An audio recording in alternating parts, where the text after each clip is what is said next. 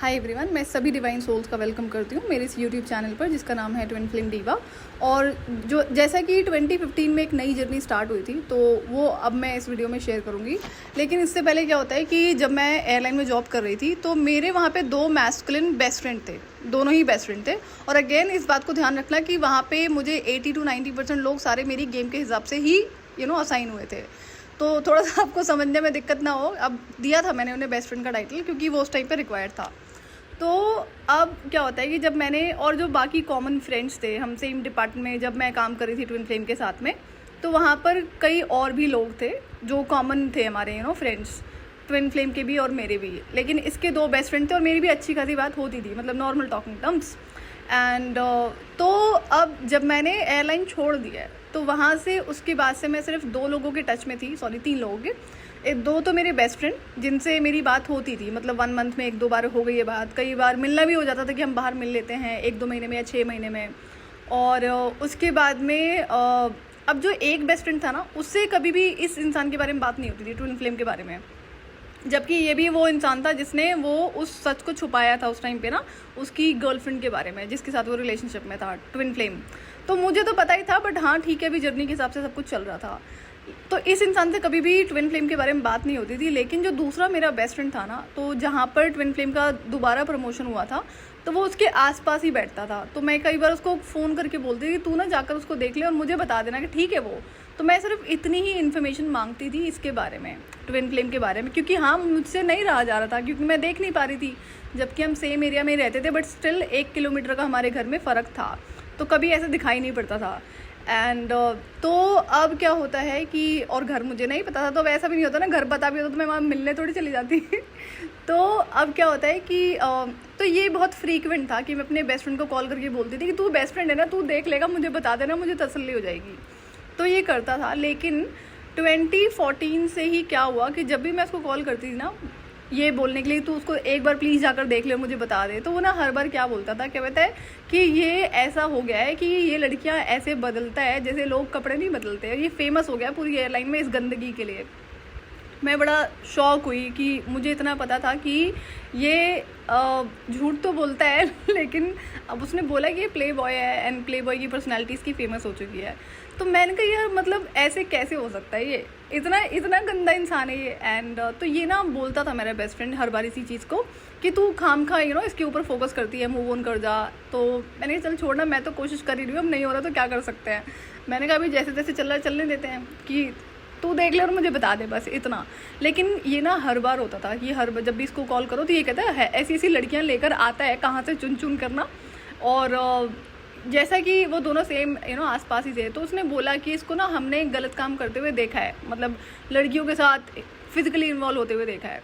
तो मेरे लिए इस बात को बिलीव करना बहुत मुश्किल था कि मैंने कहा एक लड़की के साथ तो समझ में आता है, लेकिन ये क्या बोल रहा है। कहते ये हर हफ्ते लड़की बदलता है एंड तो मैंने कुछ नहीं बोला। अब उसके बाद क्या होता है कि वहाँ पर ना एक फ़ीमेल होती थी, जो मेरा दूसरा बेस्ट फ्रेंड था ना, उसकी गर्लफ्रेंड होती थी वो। तो मेरी उससे कभी बात नहीं होती थी, सिर्फ एक बार हम ऑफिस ट्रिप पर गए थे घूमने, तो वहाँ पर हाय हेलो हुई। और उसके बाद तो ये लड़की ना बहुत गलत थी। तो अब होता क्या, इस लड़की का क्या सीन था कि जब इसकी ये इंटरव्यू के लिए आई थी हमारे ऑफिस में, तब मेरा आई थिंक प्रमोशन हो चुका था या मैं जाने वाली थी, कुछ तो ऐसा सीन था। तो अब उस टाइम अच्छा प्रमोशन नहीं हुआ था उस टाइम पे ना मेरा ट्विन फ्लेम के डिपार्टमेंट में।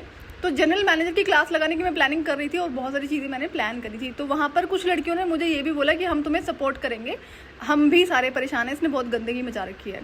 अब उसमें ना कई सारी मैनेजर्स होती थी, ट्रेनर होती थी, कि जिन्होंने मुझे बोला कि हम तुम्हारे साथ चलेंगे कंप्लेन करने। और बाद में क्या हुआ, सबने बैकआउट कर लिया था, ये काम मैंने अकेले ही करा है। फिर अब ऐसा क्यों करा लड़कियों ने बैकआउट, क्योंकि उनमें से कई सारी ऐसी थी जो खुद भी ऐसे ही प्रमोट हुई थी। तो ये वाला सीन था और कुछ भी नहीं। तो वहाँ पर जो ट्रेनर थी ना, तो वो मुझे बताती है, उससे मेरी कुछ बात चल रही थी, कुछ तो मैंने प्लान किया था कि जो इसके कैबिन में कैमरे वगैरह लगा दिए थे। मैंने कहा नहीं, ईगो हर्ट हुई है ना सर की, तो उनकी क्लास ढंग से लेनी पड़ेगी तो नाइट शिफ्ट में मैंने कैमरे लगा दिए थे सर के कैबिन में, कि मैंने कहा नहीं, ये जो रासलीलाएँ करते ना, ये चलनी चाहिए बाहर अब ढंग से ना। तो वो बता दिया था मैंने उनको। एंड उसके बाद क्या होता है कि तो जो ट्रेनर थी ना उस टाइम पे फर्स्ट राउंड ले रही थी, इंटरव्यूज़ कर रही थी, क्योंकि उसकी बैच की हायरिंग चल रही थी। तब ये लड़की आती है, अब ये लड़की आती है एक दूसरी लड़की के रेफरेंस से जो मेरी बैचमेट होती थी। अब वो लड़की इतनी गंदी थी कि वो इसी चीज़ के लिए फेमस थी कि अभी करंट में जनरल मैनेजर के साथ में सोने वाली लड़कियों में से ये है, सबको पता थी ये बात। तो ये लड़की ना उसका रेफरेंस थी।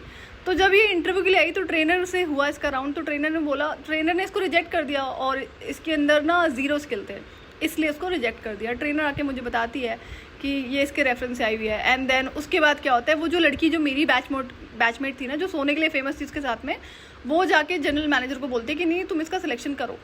तो जनरल मैनेजर क्या कहता है ट्रेनर से कि तुमने उसको रिजेक्ट क्यों कर दिया? नहीं मुझे दो, मैं चेक करता हूँ, मैं लेता हूँ इंटरव्यू। उसने उसको सिलेक्शन कर दिया। अब क्या होता है, तो इस लड़की का जनरली देखा जाए तो सिलेक्शन नहीं हुआ था, पहला राउंड ही क्लियर नहीं हुआ था, उसके बाद कई और राउंड होते थे। तो पहले राउंड से बाहर थी, लेकिन इस लड़की के रेफरेंस पे जो कि जनरल मैनेजर के साथ सोने के लिए फेमस थी, तब इसका सिलेक्शन हुआ, वहाँ पे इसकी ज्वाइनिंग हो जाती है। अब ये लड़की भी बिल्कुल वैसी ही थी जैसी कि वो मेरी बैचमेट थी, सोने के लिए फेमस इसके साथ में, सबको पता था, डे 1 से पता था। और ये बहुत ज़्यादा, ये क्या था ना, ईविल तो क्या, ये बंदी रेप्टिलियन थी। अब आपको अगर समझ में आता हो, अगर स्टार सीड्स हैं तो रेप्टिलियन है। तो इसको डे 1 से ही मैंने बहुत झूठ बोलते हुए देखा कि कुछ भी झूठ बोलती है। तो पहली बार तो जब मैंने देखा इसको झूठ बोलते हुए सुना तो मैं बहुत शॉक रह गई थी। तो बट कोई बात नहीं, मेरी तो गेम के हिसाब से हर चीज़ चल रही थी। तो मुझे था ना कि लड़की ठीक नहीं है और मुझे इससे दूरियाँ ही मेंटेन करनी है। फिर बाद में ये प्रमोट होकर फटाफट हमारे डिपार्टमेंट में आती है, जहाँ पर मैं थी, ट्विन फ्लेम था और बाकी एक बेस्ट फ्रेंड था। तो वहाँ पर ये मेरे बेस्ट फ्रेंड के पीछे पड़ी और खुद से पीछे पड़ी थी रिलेशनशिप में आने के लिए। तो मैंने उसको वार्न किया, मैंने कहा ये लड़की ठीक नहीं है और ये कर चुकी है, अब तू देख ले। तो वो सतर्क रहा, वो इंटरेस्टेड नहीं था। लेकिन इस बंदी ने जो भी करा, उसके कहते ना वो तो पीछे बढ़ जाना। तो अब ये लड़का सिंगल था, बेस्ट फ्रेंड था और ये अच्छे डिसेंट घर से आता था, मुझे इतना पता था। तो और ये वेजिटेरियन था, मतलब पूजा पाठी इंसान भी था। और ये लड़की मतलब कंप्लीट ईविल जिसको कहते हैं, नॉन वेज, अल्कोहल और सारी गंदी चीज़ें, सो जाना कहीं पे भी, किसी के भी साथ में भी। और ये बात ना सबको पता थी, सिर्फ मुझे नहीं, सबको पता थी। तो अब क्या होता है कि शायद जब मैंने एयरलाइन छोड़ी है तो ये दोनों रिलेशनशिप में आ चुके थे, इन्होंने डेट किया होगा लंबे टाइम। बट बाद में क्या हुआ, इस लड़की ने हमारे ही डिपार्टमेंट के किसी और लड़के के साथ में रिलेशनशिप में आ गई, इसके साथ ब्रेकअप कर लिया, मेरे बेस्ट फ्रेंड के साथ में।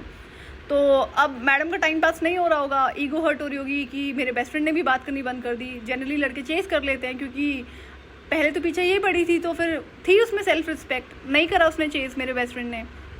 तो 2015 में जब मेरी एक एविएशन कंपनी में मैं दोबारा से ज्वाइन करती हूँ एज HR हेड, तो वहाँ पर कुछ ज्वाइन करे हुए ना मुझे कुछ 3 मंथ्स ही हुए थे। तो इसने मुझे ना कॉल किया, रीच आउट किया खुद से, इस लड़की ने। अब मुझे तो पता था ये गंदी लड़की है। एंड देन उसके बाद में तो मुझे ना बेस्ट फ्रेंड ने ये भी नहीं बताया था कि इसने डेट किया, ये रिलेशनशिप में था, मुझे नहीं पता थी ये बातें। उससे जनरली ऐसी बातें होती नहीं थी, सिर्फ करियर पे बातें होती थी। तो ये मुझे रीच आउट करती है, बातें करती है, फिर पता नहीं कहाँ हम लोग मिले या फ़ोन पे ही बातें हुई है। बड़ा ये रोने धोने लगी कि नहीं इससे गलती हो गई है, ये सॉरी बोलती है, ये वापस जाना चाहती है उसके पास में। तो इसने ना बहुत मिन्नतें करी मुझसे। तो मुझे लगा यार चलो हो सकता है कि इंसान से गलती हो जाती है, इसको रियलाइजेशन हो चुका होगा। तो इसने बोला कि तेरा बेस्ट फ्रेंड है, तू बोलेगी ना तो वो मान जाएगा। तो मैंने कहा बेस्ट फ्रेंड तो है, लेकिन मैं जानती हूँ कि वो कैसी पर्सनैलिटी है ना, एकदम से नहीं मानेगा, लेकिन मैं एक कोशिश ज़रूर करूँगी और ये एकदम से नहीं होगा, क्योंकि मुझे पता है कि कैसा है वो। तो अब इसने बोला हाँ ठीक है, लेकिन तू प्लीज़ ये कर ले। तो मैंने इसकी बात को समझा कि मैंने कहा नहीं, हो सकता है कि ये बहुत रो रही है और सच में शायद सुधर गई हो, ये गलती मैंने करी। तो मैंने क्या करा कि मैंने फिर बेस्ट फ्रेंड से ना कुछ 2-3 महीने के बाद में मिली, मैं उससे फिर बात करी। तो उसको मैंने रिक्वेस्ट करी, मैंने कहा एक दूसरा मौका दे सकता है, कोई बात नहीं, वो बहुत रो रही है, हो सकता है उसको रियलाइजेशन हो। एंड वो मान गया, मेरा बेस्ट फ्रेंड मान जाता है। अच्छा, बात होनी स्टार्ट होगी, मैंने पैचअप कराया देखो। एंड देन उसके बाद में क्या होता है, अब ये बंदी ईविल तो थी, रेप्टिलियन भी थी। अब देखो हम ट्विन फ्लेम से, तो हमें ऐसे लोग मिलते हैं। तो अब क्या करती है ये लड़की, इसको ना पता था कि मुझे ट्विन फ्लेम पसंद है, सभी को पता होता था डिपार्टमेंट में। तो ये इसने क्या करा कि ट्विन फ्लेम से बातें कर रही थी और उसके साथ ये घूमने फिरने भी जाती थी। मुझे नहीं पता थी ये बातें ना, बिल्कुल भी नहीं पता थी। तो एक दिन ना ये मुझसे अपफ्रंटली बोलती है, हम साथ में बैठे हुए थे, इसके घर पे बैठी थी मैं। तो ये कहती है कि इसकी उससे बहुत अच्छी बात होती है, तेरी बात नहीं होती है, कभी कभी होती है, तू बोले तो मैं बात करूँ।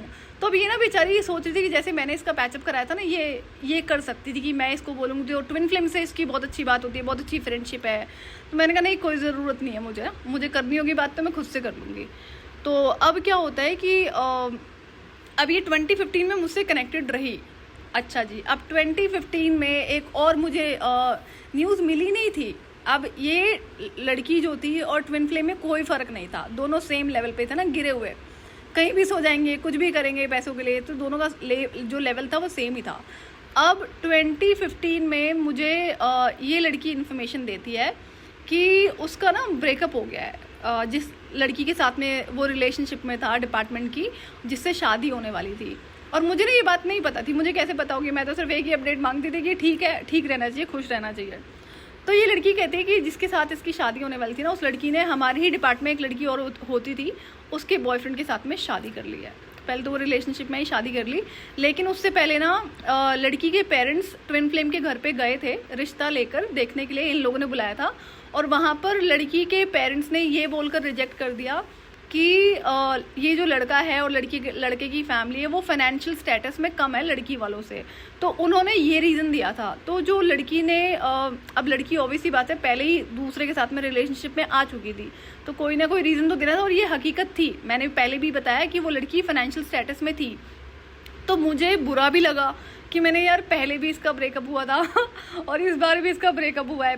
तो मुझे तो पता थी ये बात कि पहले भी यही रीज़न था, उस लड़की ने फाइनेंशियल स्टेटस की वजह से इसको रिजेक्ट किया था।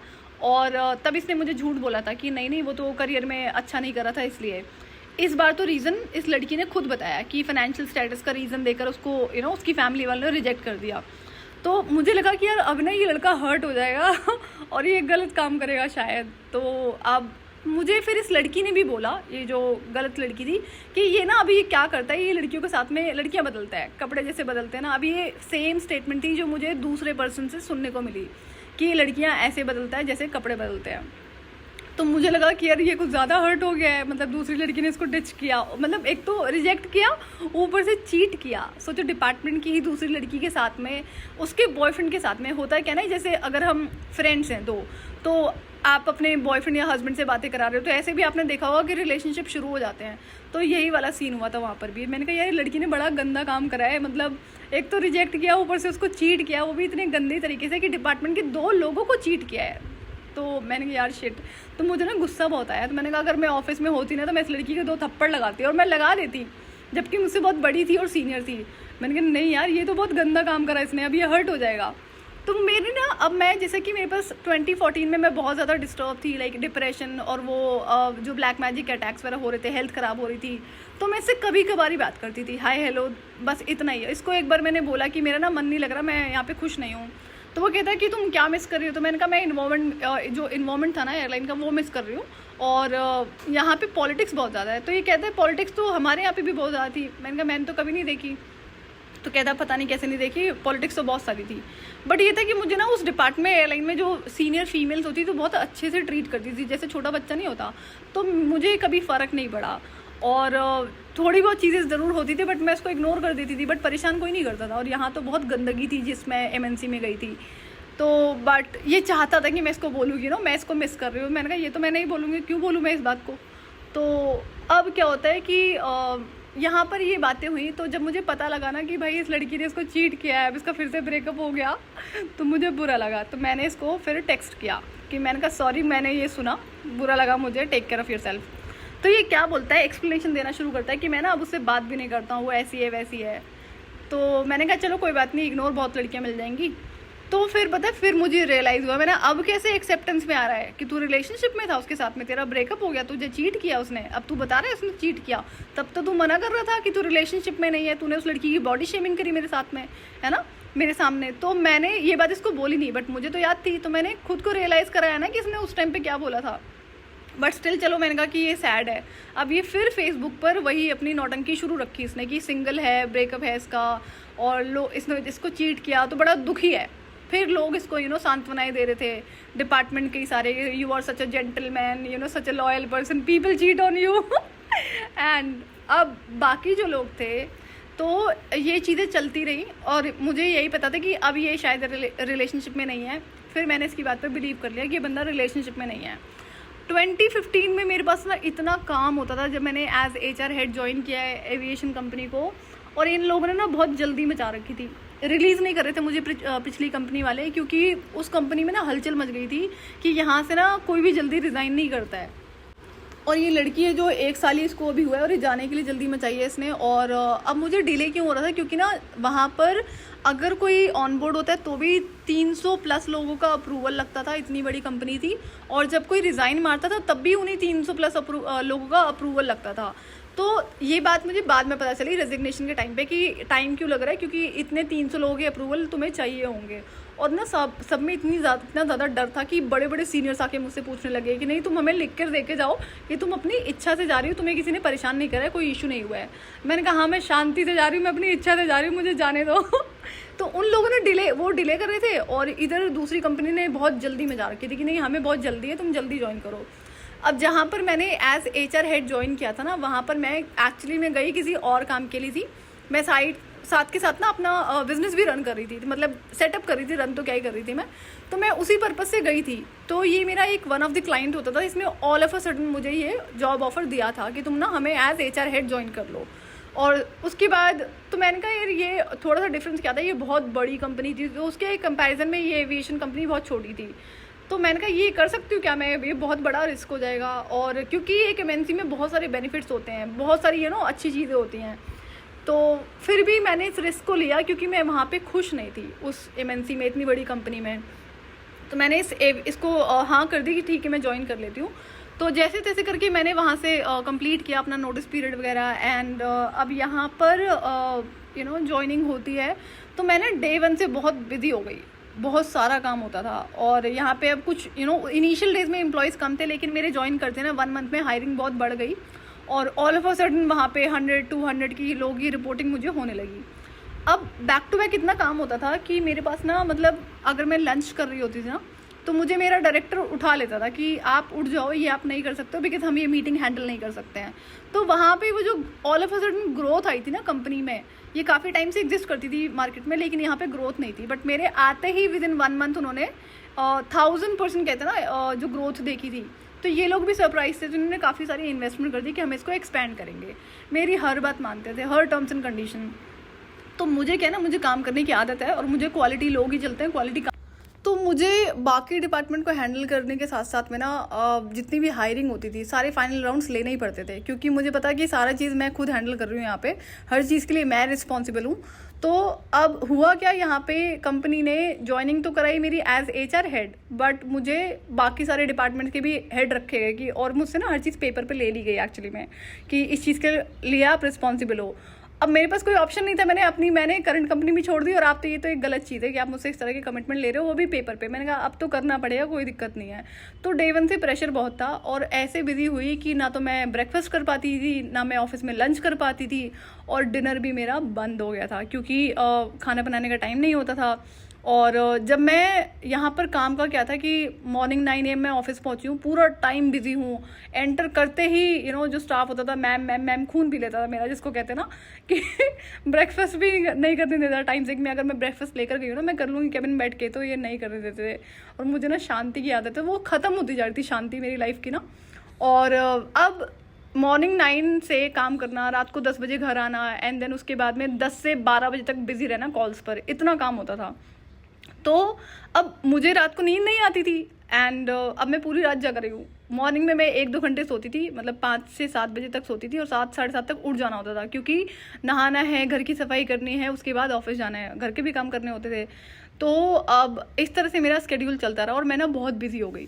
अब इस बिजी स्केड्यूल में क्या हुआ कि मैं इसको बहुत ज़्यादा याद नहीं करती थी। हाँ, बैक ऑफ द माइंड ये मेरे हमेशा होता था कि मैं बैक ऑफ द माइंड चल रहा है, मतलब यहाँ मैं किसी से बात कर रही हूँ ऑफिस में, और मीटिंग्स अटेंड कर रही हूँ, बैक टू बैक है, ट्रेनिंग्स ले रही हूँ, लेकिन बैक ऑफ द माइंड मेरे ये चल रहा है, ऐसा होता था। लेकिन फिर भी सब कुछ ठीक था कि मैंने अच्छा ही हुआ यार, मैं इतना बिजी हो गई ना, मेरा इस इंसान से ज़्यादा फोकस रहता नहीं है अब इस पर, तो मैं इसी हिसाब से शायद मूव ऑन कर जाऊँगी यहाँ से।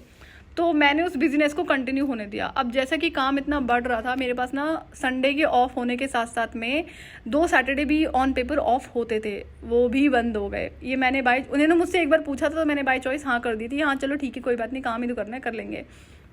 तो अब मैं संडे भी ऑफिस जाती थी, मैं सैटरडे भी छुट्टियां नहीं लेती, तो मतलब मेरी छुट्टियां ख़त्म हो गई। मैंने ये काम 1 साल करा बिना छुट्टियों के। आप इमेजिन कर सकते हो कि कोई ऐसे कैसे कर सकता है। बाद में मैं भी सरप्राइज थी कि मैं ये क्या कर रही हूँ, कैसे कर रही हूँ बिना छुट्टियों के। मुझे घर से डांट पड़ती थी कि ऐसे कोई काम करता है।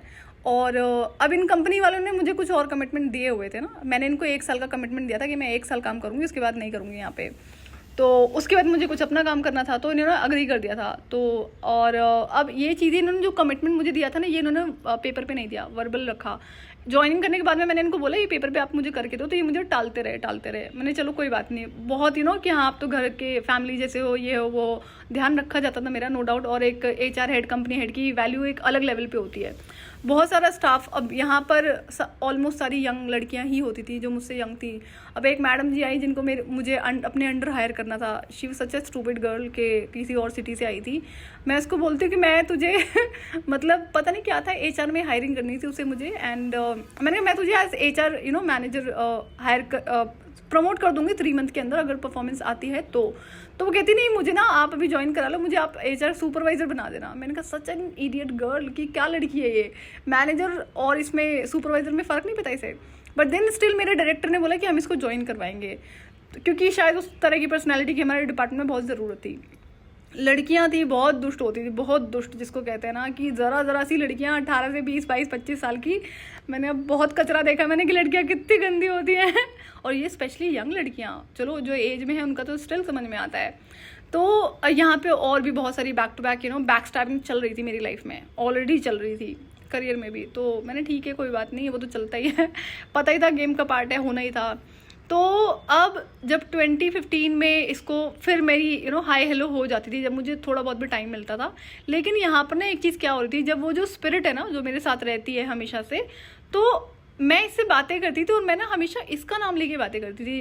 कई बार नाम लिया है, नहीं तो नहीं लिया है, और बातें हो रही हैं, प्रॉपर रिप्लाई आ रहे हैं, तो मुझे ज़्यादा फर्क नहीं पड़ता, सब कुछ ठीक चल रहा था, नॉर्मल चल रहा था।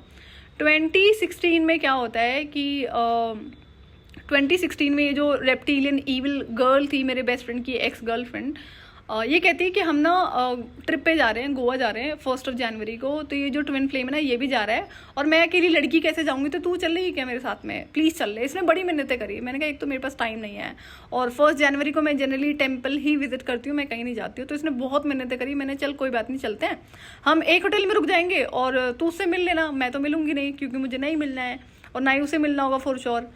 तो कहती हाँ ठीक है। एंड अब मैं यही हुई, और इस लड़की ने क्या करा, सेल्फिश तो ये थी कि तू होटल बुक कर ले और मैं तुझे पैसे बाद में दे दूंगी, ये वो करके। मैंने कोई बात नहीं, करना तो है, हम एक ही रूम में रुकेंगे। तो हम 2 लड़कियाँ ही थे और ये अपने किसी बेस्ट फ्रेंड के साथ में जा रहा था। इसने मुझे यही बोला। अब मैं ये कहती है अच्छा मैं ना मॉर्निंग की फ़्लाइट से आ गई हूँ, तू अभी बाद वाली फ़्लाइट से आ जाना। हम सेम फ्लाइट में नहीं जा पाए किसी रीज़न से, मेरा एक शायद कुछ काम था। मैं गोवा पहुंचती हूँ और मैं होटल पहुंचती हूँ, एंड देन उसके बाद में इस लड़की ने क्या करा, मिलने से मना कर दिया। पता है कि नहीं मैं नहीं मिल पाऊंगी, मुझे ना इस ट्विन फ्लेम के साथ में रहना है, कुछ तो रीज़न है, ये ना अपसेट हो गया है कि तेरे आने से। मैंने कहा मैंने कब बोला कि मैंने तुझे कब बोला कि तुझे उसे बताना था कि मैं आई हूँ, और मैंने बोला था ना कि मैं नहीं मिलूंगी उससे।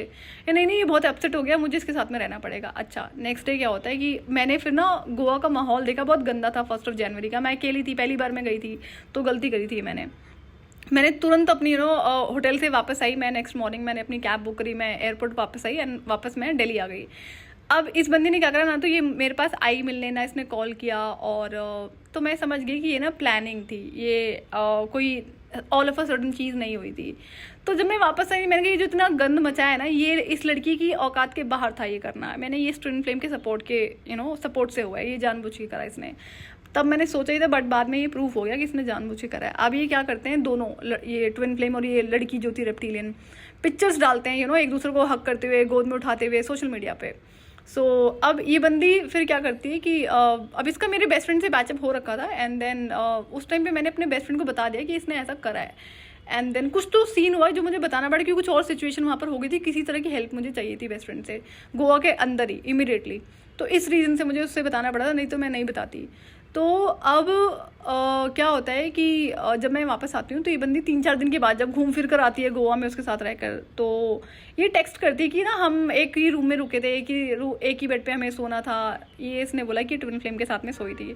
मैंने कहा इसमें कौन सी बड़ी बात है, मैंने कहा तुझ में और प्रोस्टिट्यूट में कोई फ़र्क थोड़ी ना है, मैंने तो कहती कैसे बोल रही, मैंने कहा अरे पता नहीं है, याद नहीं है तेरा ऑफिस में ज्वाइनिंग कैसे हुई थी, फिर प्रमोशन कैसे हुआ था, मैं याद दिलाऊं? तो मैंने कहा, तो मैंने उसको यही बोला, मैंने ये तो हकीकत है ना, इसको एक्सेप्ट करने में क्या दिक्कत है? तो अब गुस्से में तो थी, मुझे ये नहीं था तो उसके साथ सोई है, उसके साथ गई, मुझे तो मेरे साथ इतना गलत काम क्यों करा, मुझे वहाँ पर बुलाया इंटेंशनली एंड ये ड्रामा करना था।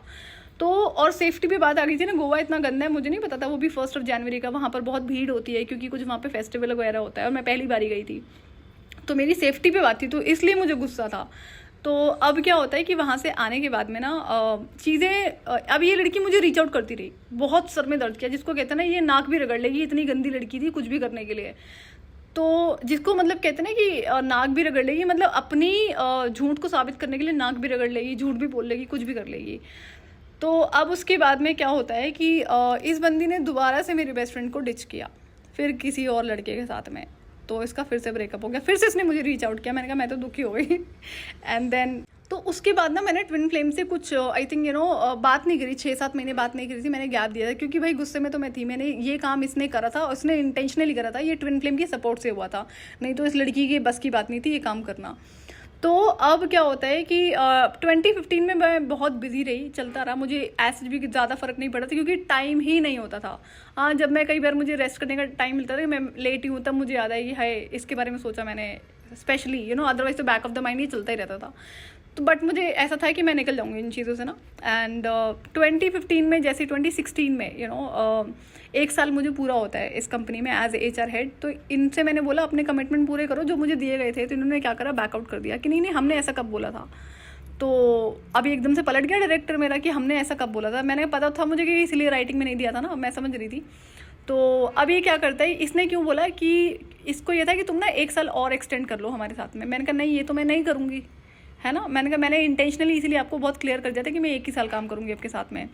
तो इसको था कि जैसे तैसे मुझे रोकना है क्योंकि बिजनेस बहुत ग्रो कर रहा था, तो इसने बड़ी सारी टैक्टिक्स अपनाई कि तो मैं तो समझ गई कि गंदा गिरा हुआ इंसान है, कैसे बोल रहा है। तब तो उसने बड़ा कॉन्फिडेंस में बोला था कि हम ये करके देंगे वो करके देंगे, और इसीलिए टालता रहा ना कि राइटिंग में नहीं दिया।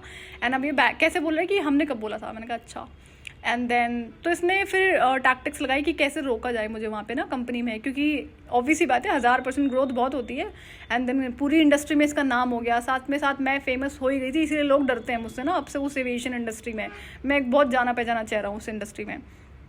तो अब ये नंबर 1 पे रहने लगा और सारे कॉम्पिटिटर थे बहुत सारे, बट देन ये नंबर 1 पे रहा और कई और स्टेट्स में ये फैल गया बिजनेस, जैसे आग फैलती है ना ऐसे फैला था ये बिजनेस मेरे हार्डवर्क की वजह से। क्यों? क्योंकि मैं एविएशन में खुश थी, मैं पैशनेट थी और मुझे इस बार खुद को एक्सप्लोर करने का मौका मिला था। तो जब अगर मैं खुश हूँ किसी काम को करते हुए ना, तो वो ग्रोथ होती है, और अगर मैं खुश नहीं हूँ तो फिर वो काम नहीं हो सकता, फिर उसमें सक्सेस नहीं मिल सकती है। तो ये चीज़ रही है साथ में। तो अब इसने क्या करा कि अच्छा चलो हम ना जो कमिटमेंट हमने आपको दिए थे ना वो हम आपको फुलफिल करेंगे, लेकिन आप ना प्लीज़ 1 साल और एक्सटेंड कर लो और मैं आपको राइटिंग में लिख के देता हूँ, पेपर्स पे देता हूँ वही चीज़। तो मैंने सोचा एक बार, मैंने चल ठीक है कोई बात नहीं ऐसा कर लेते हैं, मैंने कहा 1 साल और कर लेते हैं।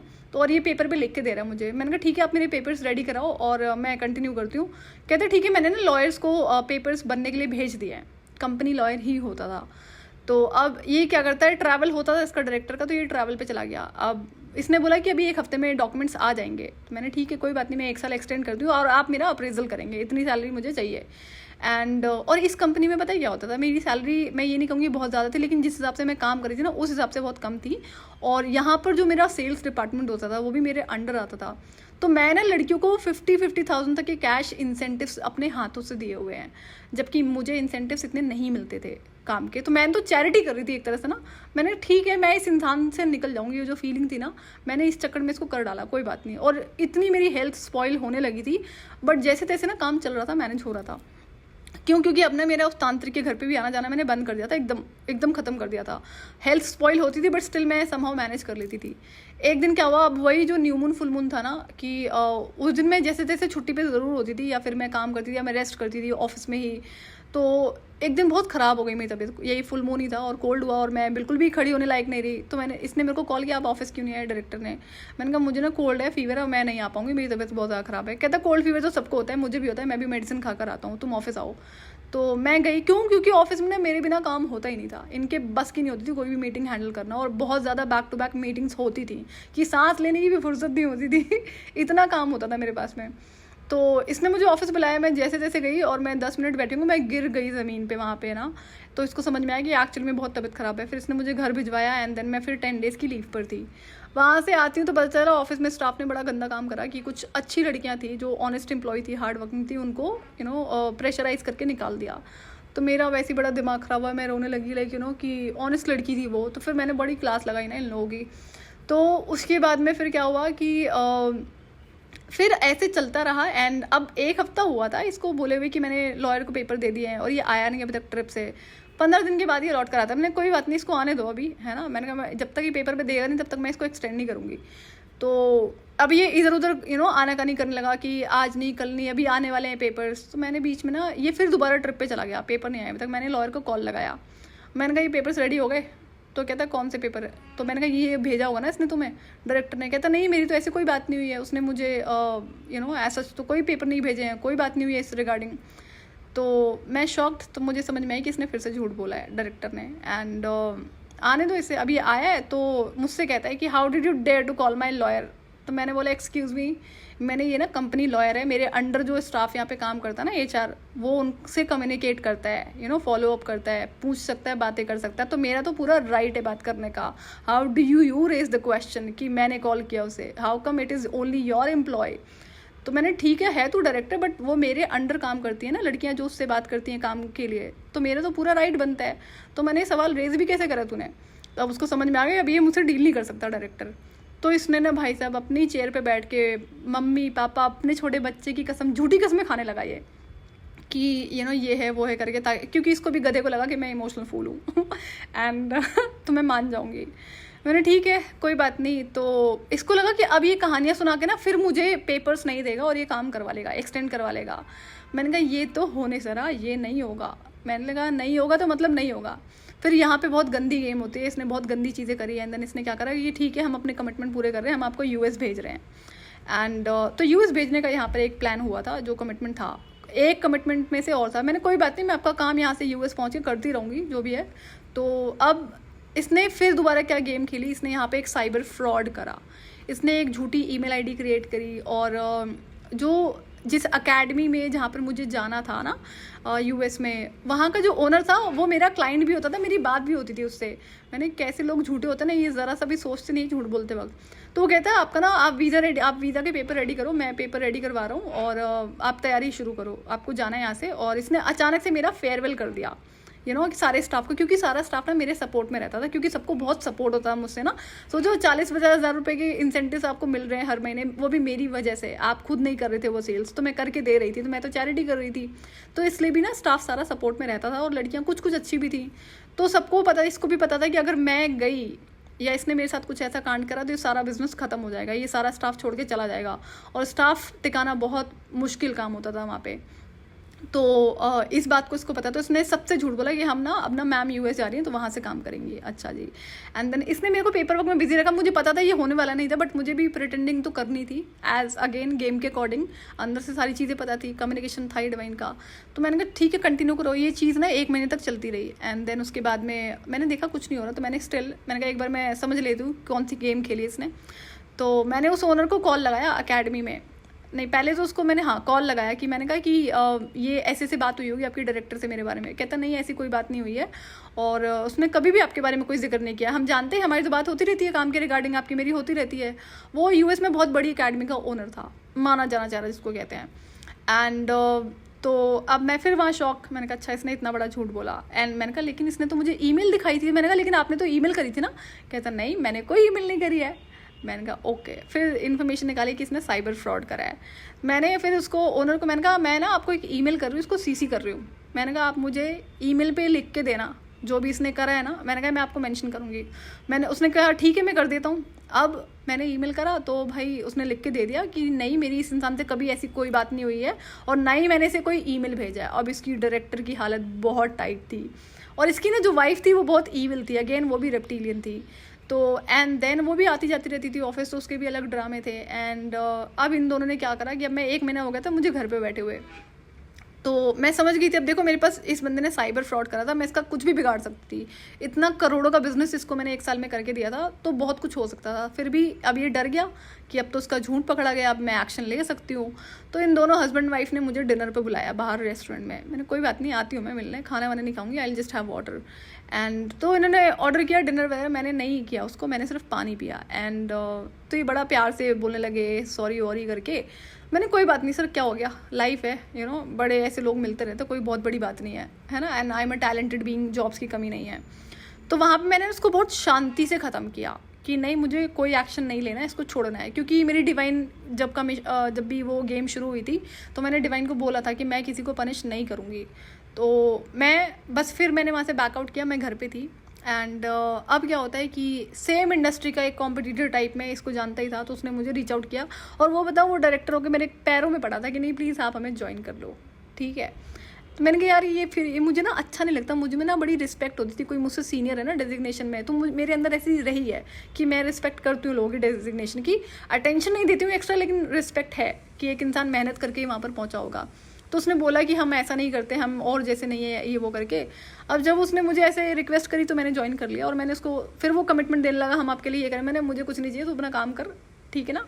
तो मैंने इसको ज्वाइन किया। फिर अब यहाँ पे मैंने आज CEO ज्वाइन किया एविएशन कंपनी को। यहाँ पे अगेन अपॉर्चुनिटी पे अपॉर्चुनिटी, ग्रोथ पे ग्रोथ। अब यहाँ पर मेरे पास किसी एयरलाइन का बहुत बड़ा प्रोजेक्ट होता था, back to back air hostess hiring का। मैं और बिजी हो गई काम में कितना बिजी होती थी। अब यहाँ पे क्या होता है कि ना मेरी ट्रैवलिंग बहुत स्टार्ट हो जाती है कि बैक टू बैक ट्रैवल, दूसरी सिटी में जाना। अब दूसरी सिटी में जाके मुझे ट्रेनिंग्स देकर आनी पड़ती थी। और मुझे जब छुट्टी होती थी ना स्टाफ की संडे, तो हम सेमिनार्स लेते थे। अब सेमिनार में वो सारा मुझे लीड करना पड़ता था कि 1500 लोगों के सेमिनार होते थे। और उसमें हर एज के ग्रुप होते थे, जनरली किड्स होते थे, पेरेंट्स होते थे। तो ये भी एक बहुत बड़ी अलग चीज़ थी जो मैं एक्सप्लोर कर रही थी कि मैंने कहा अभी तक तो फेस टू फेस मीटिंग करना वो एक अलग चीज़ थी। और अब CEO एक अनदर लेवल की डेजिग्नेशन है, एक एयरलाइन का प्रोजेक्ट मैं हैंडल कर रही थी। पहली बार मुझे कोई एक लड़की मिली थी जिसने हेल्दी कंपटीशन किया होगा। ये एक इंडिया में मानी जानी एयरलाइन की HR है। तो मैं वेल मेंटेन थी, तो वो बोलती कि आपकी CEO कितनी वेल मेंटेन्ड है ना। मुझे तो शर्म आ रही है, हम एयरलाइन से आते हैं और हम कैसे मोटे छोटे हो रखे हैं, अच्छा नहीं लगता ना देख के। उसको हमने देखा 2 महीने के अंदर वो ऐसे उसने वेट रिड्यूस किया कि जैसे कोई छोटा बच्चा नहीं होता 18 साल का, ऐसे लगने लगी वो, जबकि मैरिड थी। तो मुझे बड़ा अच्छा लगा कि देख के कि पहली बार किसी ने हेल्दी कंपटीशन किया है। तो अच्छी थी ये लड़की। बट यहाँ पे फिर और इतना काम होता था मेरे पास में कि मुझे ना सोचना पड़ता था, अगर मैं वॉशरूम जाऊँगी तो मेरे कुछ मिनट्स वेस्ट हो जाएंगे। एंड सारी चीज़ें मेरे अंडर थी। यहाँ पे कुछ पायलट्स के बैचेस भी चलते थे मेरी कंपनी के अंदर। इन लड़कों ने और दुखी करके रखा हुआ था कि हाँ भैया लड़की है, सुंदर है, CEO है। तो जिस दिन मेरा डायरेक्टर नहीं आता उस दिन ये लड़के बहुत परेशान करते थे, बार बार नॉक करना कैबिन को, बात करने की कोशिश करना। तो अब वहाँ पे कोई लड़का था जो अच्छा था, पायलट था, एंड वो वहाँ पे कुछ ट्रेनिंग लेने आया हुआ था। तो इस डायरेक्टर ने ये चीज़ देख लिया, उस लड़के ने बोला होगा कि ये मुझे पसंद करता है। अब यहाँ पे ना 2 डायरेक्टर होते थे। काम के साथ साथ में ना मैं भूल जाती थी कि मैं लड़की हूँ, इतना काम मैं करती थी। एंड देन हंसी मजाक इतना होता था कि दिन निकल जाता था। और तो इन लोगों ने क्या करा कि ये लड़की सिंगल है, हम ना इससे इसका कनेक्शन करा देते हैं, ये दोनों की शादी हो जाएगी। मैंने नालायक लोग, मुझे नहीं चाहिए कुछ भी। तो मैं ना जब भी मुझे कोई प्रपोज करता था ना ट्विन फ्लेम से मिलने के बाद में, मैं सबको रीज़न देती थी कि मुझे ना किसी इंसान के लिए फीलिंग्स है, तो आप मत सोचो ऐसा मेरे बारे में, कुछ नहीं हो सकता। मैंने यहाँ भी वही बोला, लेकिन ये ना माना नहीं डायरेक्टर मेरा। ये कोशिश करते रहे। ये लड़का अच्छा था, बहुत ही अच्छा था, कोई दिक्कत नहीं थी, और इमोशनल भी था, सब कुछ था। मैंने कहा नहीं यार, मैं ऑलरेडी किसी चीज़ से गो थ्रू कर रही हूँ, मैं ऐसे नहीं कर सकती। तो अब इसमें क्या करता है ये लड़का, माना नहीं, मना करने के बाद भी आगे पीछे नाच रहा है, घूम रहा है, फिर रहा है। तो मेरी HR ने देख लिया कि मैम ये क्या चल रहा है। मैंने कुछ नहीं, पागल हो गया, दिमाग खराब हो गया इसका। तो मैंने शांति बनाओ, किसी को पता नहीं चलनी चाहिए ये चीज़, मैं इसमें कुछ नहीं कर सकती। बहुत सारा स्टाफ होता था, बहुत सारे पायलट्स आते थे, कैप्टन्स आते थे। अब वहाँ पर जैसा कि मैं हेड कर रही थी, तो ये सारे मेरे अंडर ही थे ऑलमोस्ट। एंड एक दिन किसी कैप्टन की क्लास मैंने लगा दी। तो मेरा स्टाफ ना काफ़ी यंग होता था।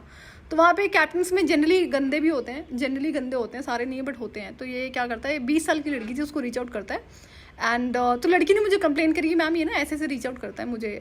बताया उसने मुझे, सिर्फ बता रही थी वो। एंड मैंने कहा ओके, मैंने कहा इग्नोर करो इसे। और ये जो कैप्टन था ये कुछ 40 में था, 40-45 में। तो एक दिन मेरा डायरेक्टर आके क्या बोलता है कि अरे तुम्हारा स्टाफ है ना, ये कैप्टन को रीच आउट कर रहा है डिनर के लिए, डेट के लिए। मैंने क्या? तो मैंने उस लड़की को बुलाया, मैंने बात करी उससे। तो कहती नहीं मैम, ये खुद से रीच आउट करता है, मुझसे पूछता है डिनर पे चलना है, इस पर करना है। तो मैंने कहा मेरी लड़की तो ऐसे बोल रही है। तो मैंने कहा इसको ना तुम समझा लो, लड़की की गलती नहीं है, लड़की का ऑलरेडी है बॉयफ्रेंड भी है। तो मुझे समझ में आया कि कैप्टन ही गंदा था। तो अब तो मैंने इसको बोला, फिर डायरेक्टर की क्लास लगाई मैंने, अगर ये नज़र आ गया ना मेरे स्टाफ से बात करते तो बाहर फिकवा दूंगी इसे मैं। तो मैं ऐसी ही थी, पता था उसको भी, और मेरी रिक्वायरमेंट कंपनी में थी, तो मैंने गंदगी नहीं चलेगी यहाँ पे। एंड तो वो कैप्टन नेक्स्ट डे आता है कि आपने मेरी कंप्लेन करी डायरेक्टर से, आपने ऐसे बोला। तो मैंने कहा she is just 20 and you 45। कहता सो व्हाट। मैंने कहा निकल यहाँ से। उसको बहुत सुनाया फिर मैंने बड़ा गंदा इंसान है, मैंने आज के बाद मेरे स्टाफ को रीच नहीं करना। तो ये कैप्टन से मेरी हो जाती थी कई बार ना, मैंने ये नहीं चलेगा यहाँ पे बिल्कुल भी। क्योंकि क्या होता है जब आप सीनियर हो, सारा स्टाफ है, यंग है ना, लड़कियां हैं, आप रिस्पॉन्सिबल हो इन चीज़ों के लिए। उसके बाद बहुत ज़्यादा काम होता था कि भाई बैक टू बैक मेरी ऑफिस में इतनी भीड़ होती थी ना, इन एयर होस्टेस की वजह से इंटरव्यूज़ चल रहे होते थे कि मेरे पास फुर्सत नहीं होती थी बिल्कुल भी सांस लेने के लिए। और जब हम घर पहुंचते थे ना, जिस दिन हमारा सेमिनार होता था नेक्स्ट डे, छुट्टियां नहीं होती थी यहाँ पे, छुट्टियां भूल गई मैं, एक भी छुट्टी नहीं। और जैसे कि संडे हम सेमिनार करते थे, संडे पूरा स्टाफ छुट्टी पे होता था, तो हम काम करते थे, मैं, मेरा डायरेक्टर, और मेरे पास ना कुछ बाहर US से लोग आए हुए होते थे, अमेरिकन्स थे, अमेरिकन बॉयज़, तो वो हमारे साथ काम करते थे। एंड अब यहाँ पर क्या हुआ कि हम ऑफिस के बाद ना घर के 10 किलोमीटर के अंदर ताज पैलेस होटल होता था, तो वहाँ पे उसका CCD था, तो हम वहाँ जाके बैठते थे, सारे थके हुए होते थे, सबने बहुत काम किया होता था, कोई भी फ्री नहीं होता था, तो बहुत टायर्ड होते थे। हम वहाँ जाके अपना सेमिनार की प्लानिंग करते थे, अपना कॉफ़ी वॉफ़ी पीते थे, एंड देन बातें करी। 4-5 लोग होते थे जो हमें सेमिनार करना होता था। तो ऐसे मेरा रूटीन कंटिन्यू रहा उस कंपनी में। मैंने काम किया जब, तो ऐसे ही चलता रहा, मैं और ड्रेन होती जा रही थी। अभी तक स्टिल मैं मैनेज कर रही थी ना, लेकिन फिर यहाँ पे चीज़ें मैंने देखा गड़बड़ होने लगी कुछ। ये जो पिछली डायरेक्टर की वाइफ थी, ये भी ब्लैक मैजिक में थी। मैंने जितने गंदे लोग होते हैं ना, सारे होते हैं ब्लैक मैजिक में। तो फिर वहाँ पे ना क्या हुआ कि कुछ तो सीन हुआ कि फिर इसने, अच्छा मुझे जब इसने देखा ना कि मैं छुट्टियाँ नहीं लेती हूँ, तो मुझे यूरोप का वीज़ा दिया गया, जेन्युइनली लगवाया गया वीज़ा, मेरे हाथ में था। एंड मुझे बोला कि तुमने घूम कर आओ, थोड़ा सा रेस्ट करके आओ। मैं छुट्टियाँ मांग रही थी, तो कहते एक काम करो तुम यूरोप चली जाओ, मैं टिकट वगैरह बुक करता हूँ, एंड वीज़ा लग ही चुका है। तो मुझे, अब हम 3 लोगों का वीज़ा अप्लाई हुआ था उस टाइम पे, 2 कैप्टन थे, मैं थी, जिनमें एक कैप्टन को मिला 9 दिन का वीज़ा, एक को मिला 3 महीने का, और मुझे मिला था 1 साल का, मेरा पहला वीज़ा था। मैंने कहा नहीं यार, अगर मैं बाहर जाऊँगी ना तो यहाँ पे काम कौन करेगा। काम नहीं होएगा, मैं बाद में चली जाऊँगी, 1 साल का वीज़ा है। मैं नहीं गई, मैंने, जबकि सब कुछ कंपनी पेड था, इतनी तो महान होती थी मैं। तो अब काम चलता रहा, सब कुछ ठीक था। ऑल ऑफ अ सडन अभी जो ब्लैक मैजिक था ना, इससे चीज़ें और बिगड़ने लगी थी, मेरी हेल्थ स्पॉइल होने लगी थी। फिर यहाँ पर भी कुछ कांड हो जाता है, एंड देन उसके बाद में मैंने वो जॉब छोड़ी है, मतलब आई थिंक नवंबर में मैंने जॉब छोड़ी 2016 में। हाँ, तो यहाँ पे कुछ 8 महीने मैंने काम किया होगा शायद, एंड बहुत काम किया इस कंपनी में, खूब ग्रोथ देखी, और ऊपर से एयरलाइन का प्रोजेक्ट, बहुत सारा इसको अच्छी खासी ग्रोथ दिखी। बट देन कुछ चीज़ें बिगड़ गई थी, तो और ये पिछले डायरेक्टर ने काम ख़राब किया था उस कंपनी में ना। मैंने कोई दिक्कत नहीं, कोई फ़र्क नहीं पड़ता, मुझे जाना ही है यहाँ से। तो नवंबर में मैंने वो जॉब छोड़ी है, एंड देन उसके बाद में दिसंबर जनवरी मैं घर पे थी, मैंने कुछ नहीं किया, और मैंने फिर ना अपनी लोकेशन चेंज करी है। अब तक मैं और ट्विन फ्लेम एक ही एरिया में रहते थे, तो नवंबर में मैंने अपनी लोकेशन चेंज करी, मैं चेंज करके एक दूसरी लोकेशन पे जाती हूँ, और जो कि वहाँ से आसपास ही थी, कुछ 10 किलोमीटर के अंदर। बट अब जैसा कि ट्विन फ्लेम से ना यहाँ से कम्युनिकेशन गैप आना शुरू हो गया था। अभी तक जो हाई हेलो होती थी ना, वो भी बहुत कम हो गई थी, 1% हो गई थी मैं, क्योंकि मैं इतना बिजी होती थी ना, मेरे पास टाइम नहीं होता था बिल्कुल भी अब इस चीज़ के लिए ना, कि मैं सोचूं कि मैं, जब टाइम होगा तभी तो इंसान सोचेगा। बैक ऑफ द माइंड चल रहा है, बट ऑफिस में फुर्सत ही नहीं है आपके पास में। मॉर्निंग में मुझे 8 AM पहुँचना पड़ता था, जब मैं CEO बनी थी, 8 AM पहुँचना है सारे स्टाफ के साथ में, एंड देन उसके बाद में 10 बजे मैं घर आऊँगी, उसके बाद मैं काम करूँगी। मोस्ट ऑफ द टाइम हम CCD बैठे होते थे, बातें कर रहे थे, काम कर रहे थे, काम के लिए बातें होती थी। तो ये था कि हम इतना एग्जॉस्ट हो जाते थे कि ये, इससे हमें थोड़ा सा रिलैक्स हो जाता था, ताकि हम नेक्स्ट डे हम ऑफिस आ सकेंगे। तो इतना मैं बिजी हो गई अपनी लाइफ में। कोई बात नहीं, अब ऐसे करते करते जब मैंने वो कंपनी छोड़ी ना, मेरी हेल्थ बहुत ज़्यादा स्पॉइल हो चुकी थी। स्टिल जॉब तो करनी थी। अब यहाँ पे जब इतनी ज़्यादा मेरी हेल्थ स्पॉइल हो गई ना, तो मुझे समझ में आया कि मैंने ना बहुत एक्स्ट्रा काम कर लिया है, और मेरी क्रिएटिविटी एकदम ज़ीरो हो चुकी थी। अब मेरे पास अपने लिए 1 मिनट का भी टाइम नहीं होता था। घर का खाना पीना भी बंद हो गया था, क्योंकि फुर्सत ही नहीं होती थी। कब बनाऊँगी मैं खाना? घर ही मैं रात को 10 बजे पहुँचूंगी, तो डिनर कौन बनाएगा? 10-12 बजे मैं तो खाना नहीं बनाने की हालत में होती थी, इतना मैं टायर्ड होती थी। और उसके बाद में मेरा बोलने का बहुत काम होता था, बहुत ट्रेनिंग्स होती थी, स्टाफ भी है। एंड देन उसके बाद में मॉर्निंग में मुझे रात को नींद नहीं आती थी, तो फिर मैं मॉर्निंग में 2 घंटे सोती, तो मेरे पास नहीं हालत होती थी कि मैं खाना बनाऊँ। तो ब्रेकफास्ट तो मैं बाहर से कर लेती थी, कई बार ऑफिस में मुझे अवेलेबल हो जाता था, लेकिन बाहर से ही तो आता था। तो अब इस बीच में क्या हुआ ना, 2015 से पूरा 2016 जिसको कहते हैं, कि मेरा खाना बाहर से मैं खा रही थी ऑर्डर करके। और उसके बाद में क्रिएटिविटी ज़ीरो हो गई थी। ना तो मैं किसी डांस क्लासेस जा रही थी, ना मैं स्विमिंग कर रही थी, ना ही मैं कुछ और कर रही थी। एंड उसके तो क्रिएटिविटी पे ज़ीरो लगा। अब यहाँ से ना मैं बहुत ज़्यादा डार्कनेस में जाने लगती हूँ। ऊपर से ब्लैक मैजिक ना 2016 से पीक पर था, जिसको कहते हैं। अभी तक मैंने ब्लैक मैजिक के एक्सपीरियंसेस आप लोगों से शेयर नहीं करें, आगे करूँगी मैं। तो अब बहुत पीक पे था, तो मेरी ना फैमिली में भी कुछ बहुत ज़्यादा ऊट पटांग चीज़ें होने लगी घर में, बट चीज़ें अगेन इंटर कनेक्टेड थी। तो अब इतना कुछ होने लगा था कि मुझे लगा कि क्या हो रहा है, मुझे नहीं समझ में आ रहा है। हेल्थ एकदम स्पॉइल होती जा रही थी। बैक टू बैक ऐसी सिचुएशन आती थी कि मुझे लगता था कि भाई अब तो मैं बचूंगी नहीं। एक बार जब मैं CEO बनी हूँ ना, तो इस कंपनी में ऐसी भी हालत थी कि मैं डॉक्टर ने बोला कि तुम्हें ना एडमिट होना है 3 दिन के लिए। मुझे किडनी स्टोन था, तो फिर वो निकला है, तो फिर इन्फेक्शन इतना ज़्यादा बढ़ गया था बॉडी में कि इसके लिए मुझे डॉक्टर ने एडमिट होने के लिए बोला। तो मैंने कहा भाई एडमिट तो मैं नहीं हो सकती, मेरा डायरेक्टर बैठा हुआ था अमेरिका, ऑफिस में काम नहीं होएगा, मैं ही सीनियर हेड थी। तो उसने मना कर दिया कि छुट्टी तो मैं नहीं दे पाऊँगा। सोचो डायरेक्टर ने मना कर दिया कि इतनी बुरी मेरी कंडीशन थी। मैंने ठीक है कोई बात नहीं।